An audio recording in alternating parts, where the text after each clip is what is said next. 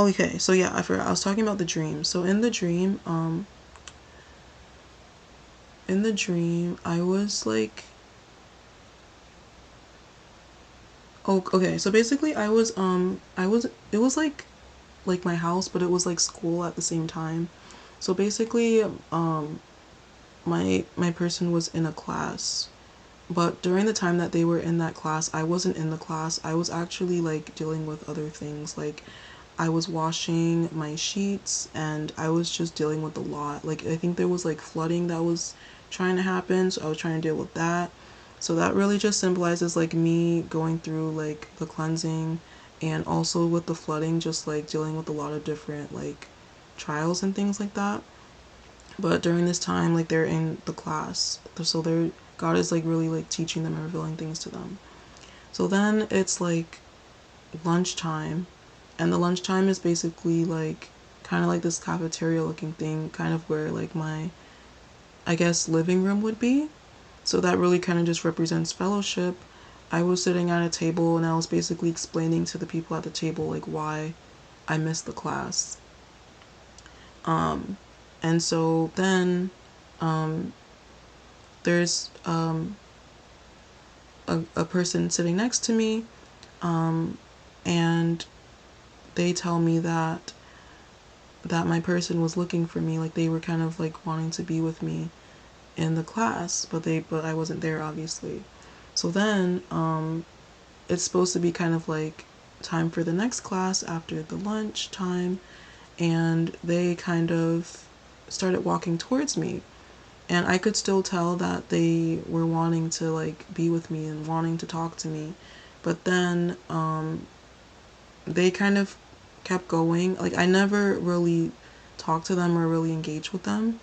But I really had this strong sense that they wanted to be with me and talk to me. So then they went to the next class with all the other people, and I went into the dining room where there was kind of like this, like basically lockdown, like shooting that was happening by the front door. So I was trying to hide in one of the cabinets in the dining room, and that was pretty much the dream. So it was kind of just confirming that like they do they do still want to be with you, but there's also a lot of warfare that's going on that's kind of keeping them from coming to you. And also like God has been having them in this time of learning, of revealing things to them, of training them, of instructing them. And so they really do need to receive those instructions, because um, like when the shooting, when the gunshots were happening, nothing ever got to me, but I could hear it in the distance. So you've kind of been in this place as the watchman, taking care of these issues, dealing with whatever God has you doing, and just knowing that, like, you know, in your life, like, there's been this warfare, but they do want to be with you. That's basically kind of what I got from the dream. Um, on the day I had the dream, God was saying there's warfare and witchcraft attack, but God is protecting, well, me and us, you know? So, in that dining room, the cabinet was white, and the room I was kind of surrounded with white. So that represents his protection. So then on 7:10, God was saying, you know, that they have repented and they do want to see you.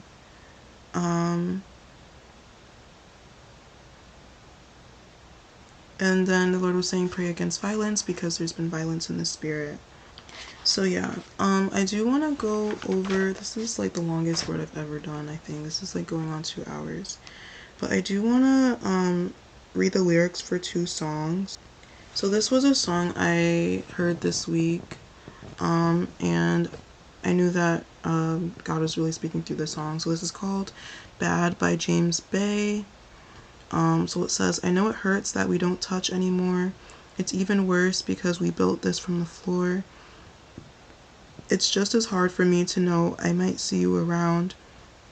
It's just as hard for me to worry about reaching out. The more I think about you, the more I keep the ghost alive. Yeah, the more I think about you, the more I keep the ghost alive. So, like, basically, with that, it's like they're thinking about you a lot.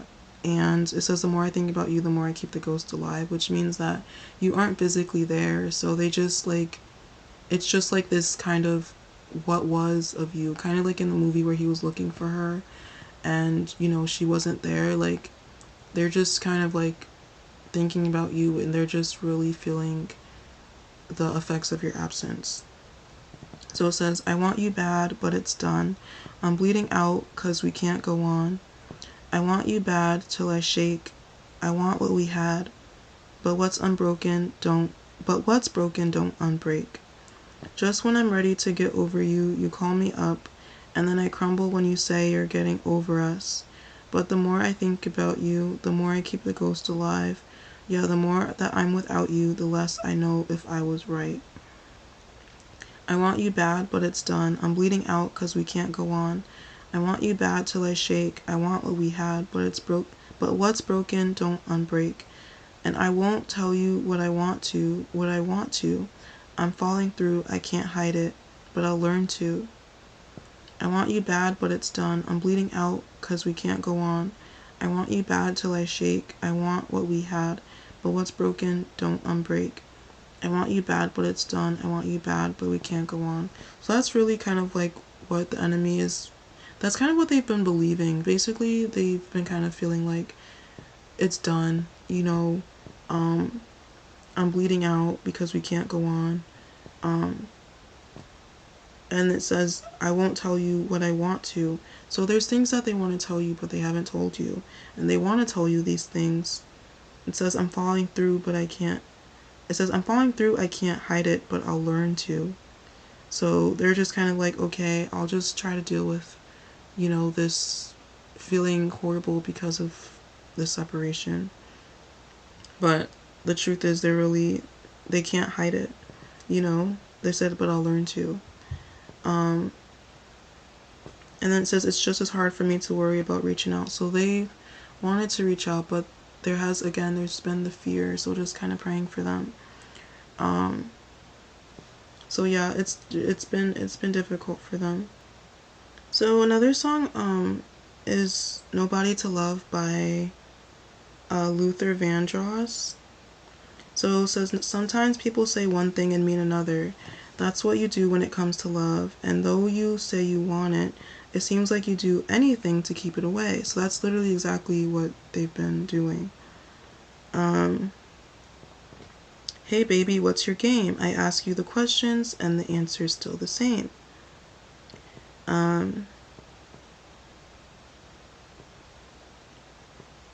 Says, you tell me you feel lonely, but you don't love nobody.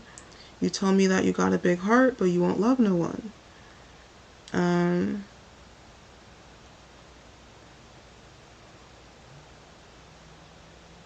So, and it says, hey there baby, you're not shy, we talk for hours, and you seem just fine, girl, but every time I bring up love, you run for cover. So you may have,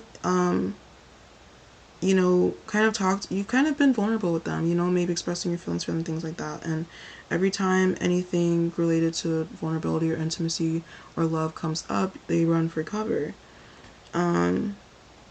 Suppose I told you something that's true. Suppose I told you that I want you. You say that all the guys want you, but you won't love nobody. You keep your heart in seclusion, and you won't love no one. So, yeah, you know, they obviously, like, may have had other people interested in them. They may have had counterfeits and things like that. But even with you, either whether it's verbally telling them or demonstrating to them that you want them, they just won't love anyone, you know? Like, even if they're in a counterfeit relationship, like, they're not actually truly loving them, you know? Because it's that passivity, it's just them, you know, kind of surrendering to the control of just that, you know? You keep your heart in seclusion and you won't love no one. Heart feels empty, there's no one home. Nights are longer when you're alone. You tell me that you feel lonely, but you won't love nobody. You tell me that you got a big heart, but you won't love no one. And I'm kind of skipping some of the lines. It says, I got your goodness, but you won't love no one. I don't want them saying she's the one with nobody to love. What are you going to do? I hear them saying she's the one with nobody. I hear them saying she's the one with nobody. People are saying she's the one with nobody to love, to love, to love, baby. So basically,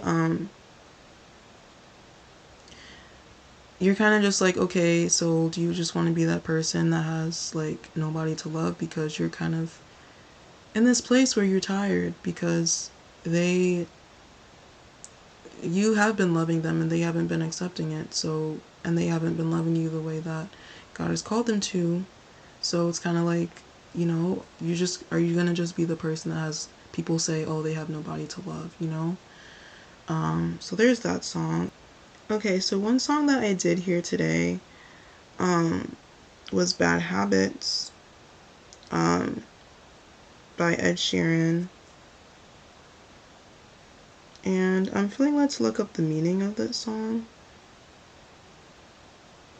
So, Ed Sheeran's Bad Habits is a candid, reflective track about confronting self-destructive lifestyle choices, particularly the cyclical nature of substance abuse, heavy drinking, and partying. It explores the morning after regret of wild nights and the struggle to break free from these toxic, repetitive routines. So the lyrics detail the consequences of getting carried away, where pure intentions quickly turn into losing control, ending the night alone, and making poor decisions. So yeah, again, they've made these poor decisions and they're dealing with the regret of that. So that was a song that I did hear today, and yeah, I kind of feel like that song was kind of part of it too, because they have been dealing with these bad habits. Yeah, so yeah, they may have been having a hard time like saying, how they feel and things like that. But yeah, they're crying out to God. They're definitely dealing with the discipline. Psalm 39 verse 11 says, with rebukes you discipline man for sin. You consume like a moth what is precious to him. Surely every man is a mere breath. So yeah, they've been going through it, but they're going to come around. They're going to get to the other side. They're going to be rescued, released, and reunited. And there's going to be meetings. There's going to be encounters, face to face for some. But yeah, they definitely made some choices that were not the best choices. They negatively impacted you and the relationship. And it has also impacted the relationship with God. And God is dealing with them. And God just wants you to focus on Him and, everything that He's having you doing. Pray for them as you feel led. And, be in expectation. Continue being who you are and just know that their mistreatment of you does not mean that you deserve that or that you're like worth any less. They're treating you like you're less than what you're worth. But just know that you are worthy.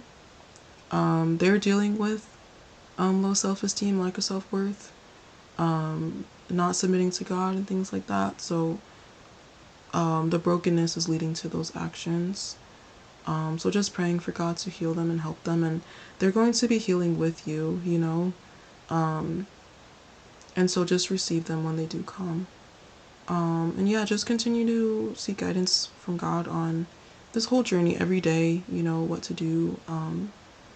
And He will guide you step by step.